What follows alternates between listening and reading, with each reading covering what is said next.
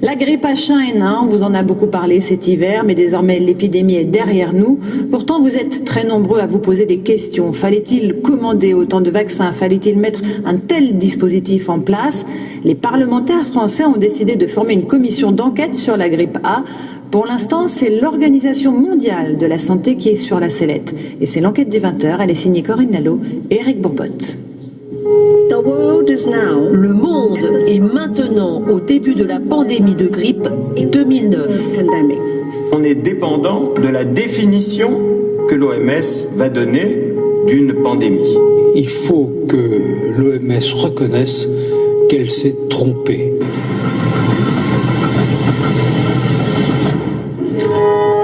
Conseil de l'Europe, janvier dernier. Audition exceptionnelle autour d'une question. L'Organisation mondiale de la santé a-t-elle exagéré l'ampleur de la grippe A? Le docteur Vaudargue en est persuadé. Cet expert en santé publique et ancien député a obtenu la création d'une commission d'enquête. Ils ont dit que ça soit une pandémie dangereuse, mais c'est justement une grippe normale qui est très faible même. Et comme ça, c'était une fausse pandémie.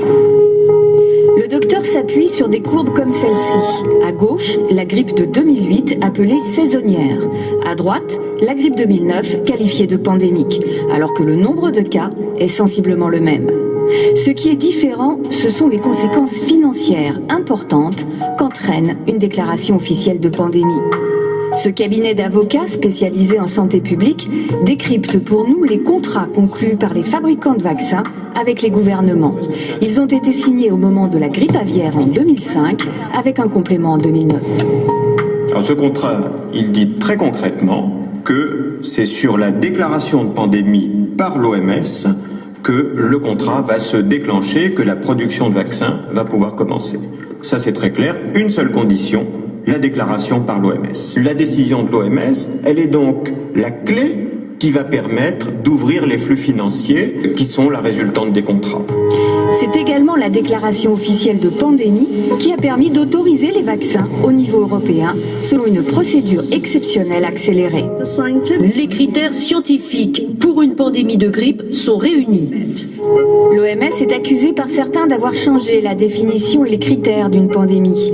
Jusqu'en 2009, une pandémie devait être à la fois très contagieuse sur le plan géographique et très grave en nombre de morts. Désormais, la notion de mortalité n'est plus prise en compte pour le déclenchement officiel d'une pandémie. Invité par le Conseil de l'Europe à s'expliquer sur la question, le numéro 2 de l'OMS surprend l'Assemblée en affirmant « Il y a une confusion ici et j'espère la dissiper.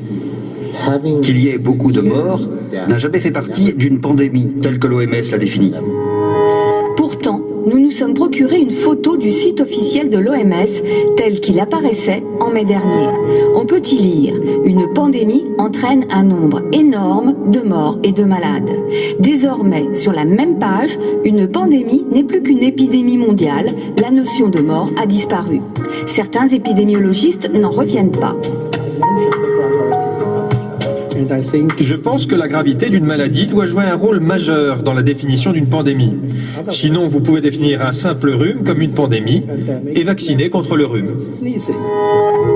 Le professeur Gentilini, qui s'était en juillet dernier élevé contre ce qu'il appelait une pandémie de l'indécence, s'avoue surpris par cette nouvelle définition de l'OMS. Ça c'est nouveau, ne pas prendre en compte les critères de gravité. Une pandémie, qu'est-ce que c'est? Le terme fait peur et ça a été manipulé avec adresse. On a voulu effrayer en utilisant le terme pandémique.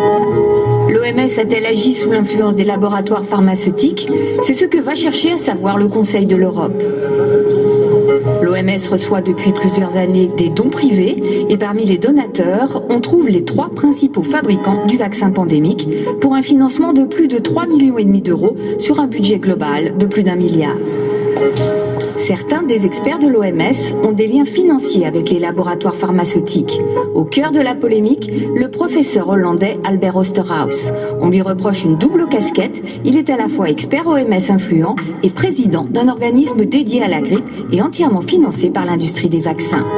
Au siège de l'OMS, à Genève, on réfute tout conflit d'intérêts. la question n'est pas s'il y a des gens qui ont des contacts avec l'industrie pharmaceutique, mais plutôt est-ce que les personnes qui ont du contact avec l'industrie pharmaceutique auraient pu influencer les décisions de l'OMS, et la réponse est non. Selon un bilan encore provisoire, 15 000 décès liés au H1N1 ont été comptabilisés dans le monde, alors que l'OMS estime que chaque année la grippe saisonnière fait entre 250 et 500 000 morts. Faut-il davantage de transparence ? S'interroge également le Conseil de l'Europe. Il rendra ses conclusions en juin prochain.